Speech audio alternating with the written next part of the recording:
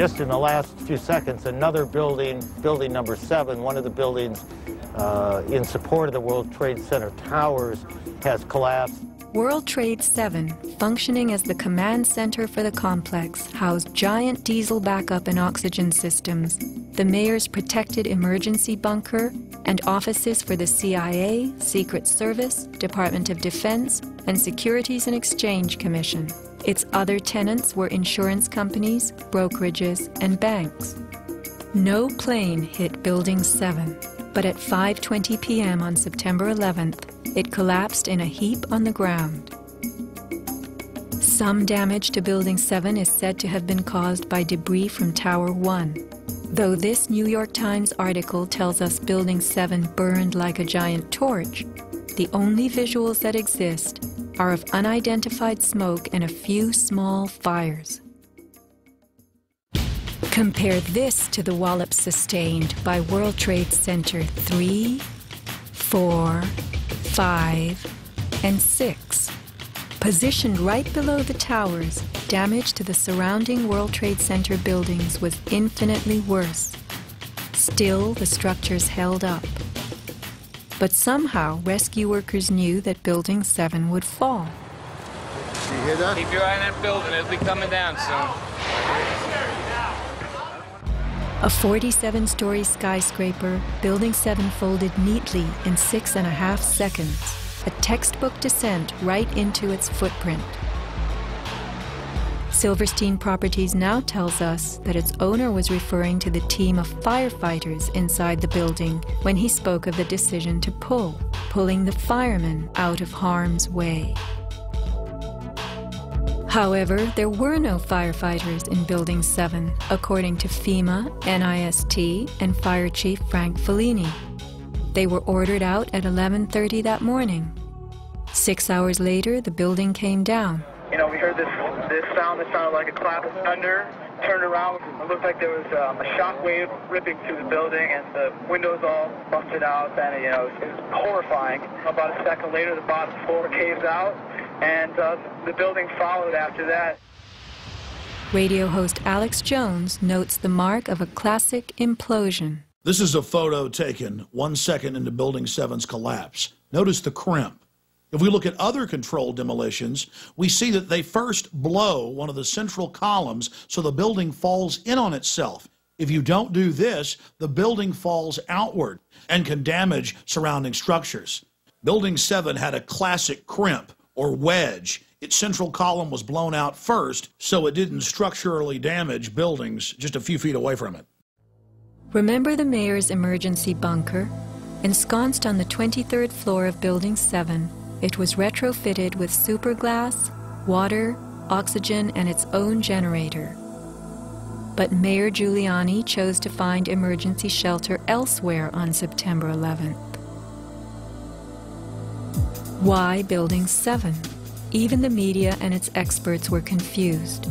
The History Channel interviews structural engineer Ramon Gilsans, who points out the obvious crimp and even speaks of the implosion. Engineers are not just focusing on the Twin Towers. The most disturbing structural event was not that the Twin Towers fell, but that Tower 7, ignited by flying debris, fell due to fire alone. Building 7 was a steel frame building, and is the first steel frame building that has collapsed due to fire. The failure of the building was an implosion, so it failed completely different than Towers 1 and 2, in which the floors failed first. Why Building 7? Let's ask the question again. As the WTC Command Center, was it the hub for the 9/11 plan? Also, in 6.5 seconds, lost forever were thousands of SEC case files on corporate fraud, including those relating to the notorious activities of giants WorldCom and Enron. A few indictments for stock fraud, but what of the $70 billion California electricity swindle? It disappeared.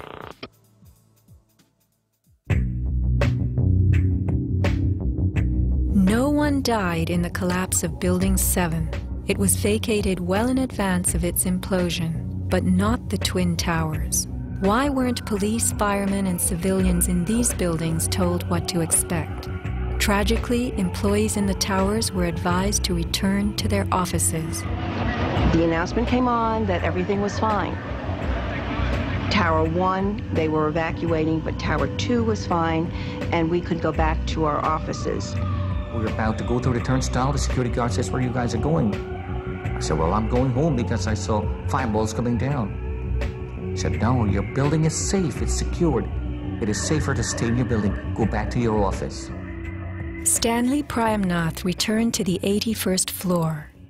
Then, I just happened to raise my head looking straight towards the Statue of Liberty, and what I saw was a giant airplane coming straight towards me. the South Tower was hit between the 78th and 84th floors. Trapped on the 81st floor by crushing debris, Stanley was rescued by Brian Clark. Slowly and painfully, they made their way down a stairwell to freedom. Outside, Stanley had a feeling of uncanny prescience for what was to come. And we peered through the railing, up through the trees at the tower, and Stanley said, "You know, I think that tower could come down." And I don't know why I'm telling this man this building is going. But I knew it was not over. I said, "There's no way. That's a steel structure.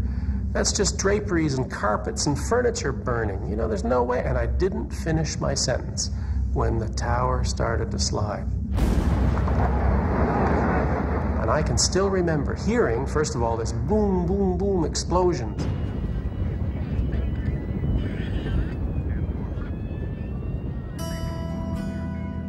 Not all were blessed with intuition or foresight. Joseph Milanowicz reached his son Greg by cell phone. Greg at that time, I could tell by his voice, was scared.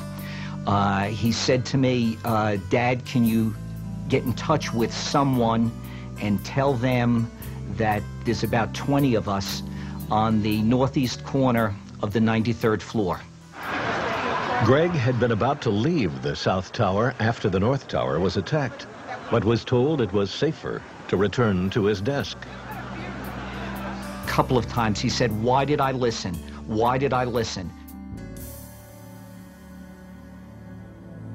Who was a director in the company that provided electronic security for the World Trade Center and Washington's Dulles Airport, both involved in September 11th?